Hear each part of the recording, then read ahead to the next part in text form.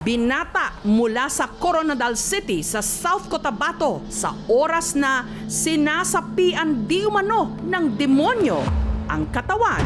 Nagle-levitate daw o lumulutang, isinailalim siya sa tinatawag na deliverance. Spirit of the Father, the Son, in the name of the Father, the Son, and the Holy Spirit. Pero ang di umano sumapi kay Mateo, tila ayaw ding basta-basta na lang daw isuko ang katawang lupa na kanyang bihag. Ika spiri nomen tuum.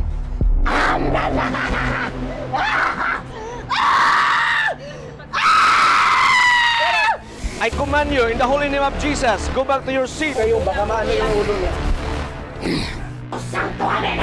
Let your mighty hand cast him out of your servant, so he may no longer hold captive this person whom it please you to make in your image and redeem through your Son who lives and reigns with you in the unity of the Holy Spirit, now and forever.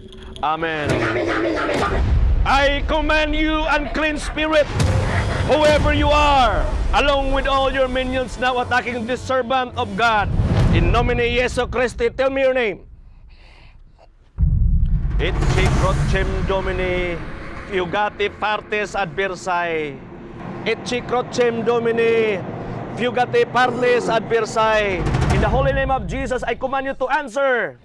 Do you know that the worms that cannot be dead await you and torment, and you will be tormented there forever. Nuiti Patri Spiritus Sancto, Amen. And you will be burned forever.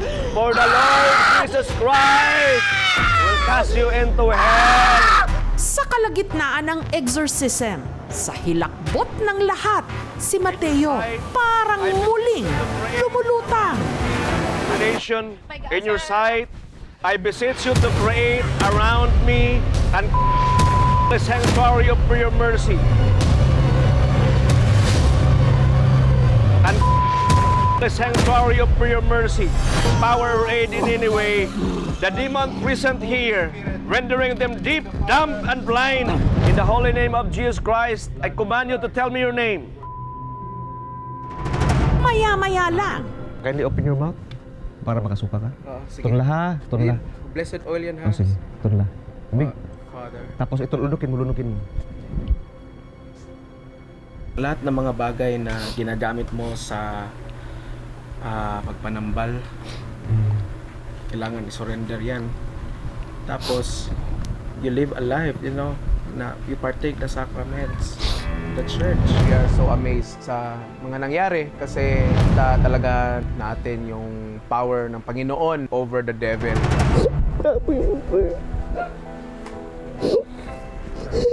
Diba, kape mag...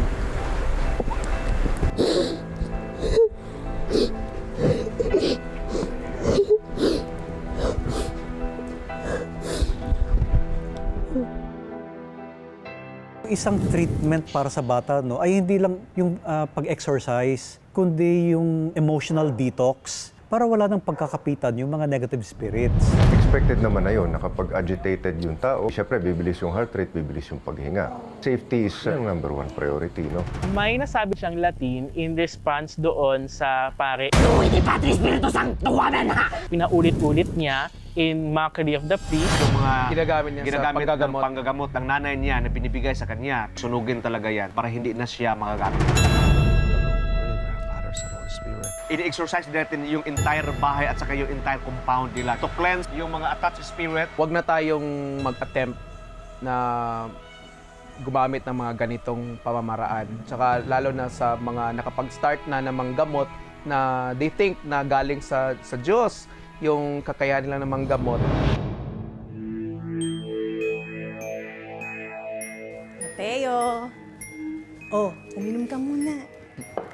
Nako, napakasipag naman ng pamangkin ko ah. Mag-alak kang mabuti ha, kasi yan lang ang mapapamana namin sa iyo.